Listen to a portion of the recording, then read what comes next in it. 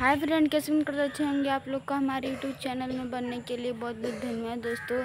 आप लोग ऐसे ही हमारे वीडियो में बन रहे, जितना भी हमारी यूट्यूब फैमिली है सभी फैमिली को पैर छू के दिल से स्वागत है हमारे वीडियो में। आप लोग ऐसे ही हमारे वीडियो में बन दोस्तों। देखिए, हम स्कूल से आए थे तभी हमारे गाँव में इतना ज़्यादा बारिश हो रहा था। देखिए फ्रेंड, इतना ज़्यादा बहुत ज़्यादा बारिश हो रहा है इधर।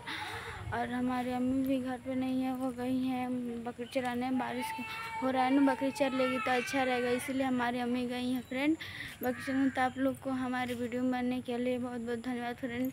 ऐसा ही हमारी वीडियो में बने रहिए और ऐसे ही प्यार दुलार आशीर्वाद देते रहिए हम लोग का। देखिए दोस्तों, 5 बजे का अजान हो गया, 5 बज गया, सब कोई अपने अपने घर खाना बनाने जा रहा है।